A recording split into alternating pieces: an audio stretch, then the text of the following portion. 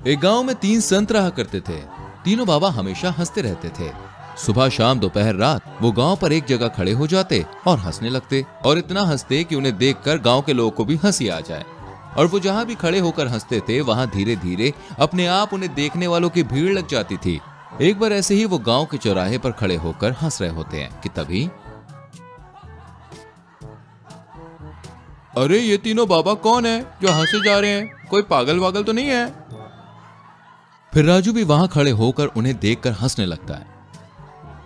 अरे नहीं, ये तीनों एक संत हैं, बहुत सालों से ही इसी गांव में हैं। बस सारा दिन हंसते रहते हैं, बाकी कुछ नहीं करते।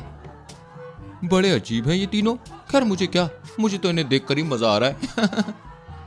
फिर राजू भी वहां खड़ा होकर उन्हें देखकर हंसने लगता है। ऐसे ही दिन बीतते जाते हैं। तीनों साधु कुछ भी नहीं बोलते। अगर भूख प्यास लगती तो गांव में इशारों में लोगों से भिक्षा मांग लेते और एक दूसरे से भी इशारों में ही बात करते, अन्यथा हंसते ही रहते। ऐसे ही तीनों का हंसते हंसते गुजारा हो रहा था।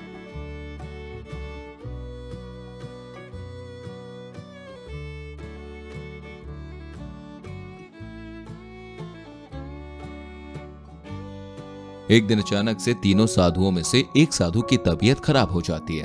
अपने दोनों साथियों को बताते हैं और दोनों उन्हें हकीम के पास ले जाते हैं। अब इनके मृत्यु का समय निकट आ गया है, इन्हें बचाना संभव नहीं है। आप जितना हो सके इनके साथ समय बिताइए। फिर दोनों बाबा उन्हें लेकर वापस अपनी कुटिया में आ जाते हैं और फिर से तीनों साथ बैठकर हंसने लगते हैं। उस रात तीनों खूब खुलकर हंसते हैं। वहीं हंसते हंसते उस बीमार साधु की मृत्यु हो जाती है।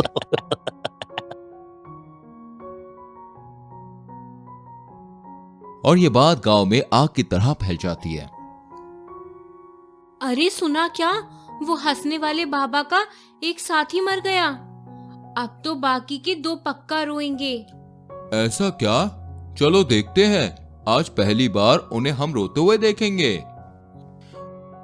इस तरह गांव वाले बाबाओं को रोते हुए देखने के लिए कुटिया के पास जाते हैं तो वो देखते हैं कि दोनों अपने साथी साधु के शव के पास बैठकर जोर जोर से हंसे जा रहे हैं। उनकी हंसी देखकर गांव वालों से रहा नहीं जाता। अरे तुम दोनों संत का दिमाग खराब हो गया है क्या? आपके साथी की मृत्यु हो गई है और आप लोग हंसे जा रहे हो? ऐसे दुख में तो रोना चाहिए। ऐसे कौन हंसता है भला? तब पहली बार दोनों संतों ने अपनी चुप्पी तोड़ी और उनमें से एक बोले, हम तीनों साधुओं ने शर्त लगाई थी कि जो भी पहले दुनिया छोड़ के जाएगा बाकी दोनों उसकी मौत पर हंसेंगे। आज ये शर्त जीत गया और हम हार गए। हम अपनी हार पर हंस रहे हैं। इतना कहकर फिर से दोनों साधु हंसने लगते हैं। वहीं सभी मिलकर मृत साधु के अंतिम संस्कार की तैयारी करते हैं। चलो हम इनके कपड़े बदल देते हैं, ये तो परंपरा है। कपड़े बदलने की बात से दूसरे साधु महाराज बोल पड़ते हैं, नहीं, इसकी भी हमारे बीच में बात हुई थी। इसने कहा था जब मेरा अंतिम संस्कार हो रहा हो तो मेरे कपड़े मत बदलना, इन्हीं कपड़ों में मुझे विदा करना। मैं जीवन में इतना हंसा कि अशुद्धि मुझ पे जमी ही नहीं। इसके बाद सभी उन साधु महाराज का अंतिम संस्कार करते हैं और गांव वालों को उन साधुओं के हंसने का मतलब समझ में आता है कि जीवन में बहुत से लोग टेंशन के कारण, काम के कारण हंसना ही भूल जाते हैं, जिसके बाद वो दिन में कम से कम एक दफा साधु महाराज के साथ जरूर हंस लिया करते थे।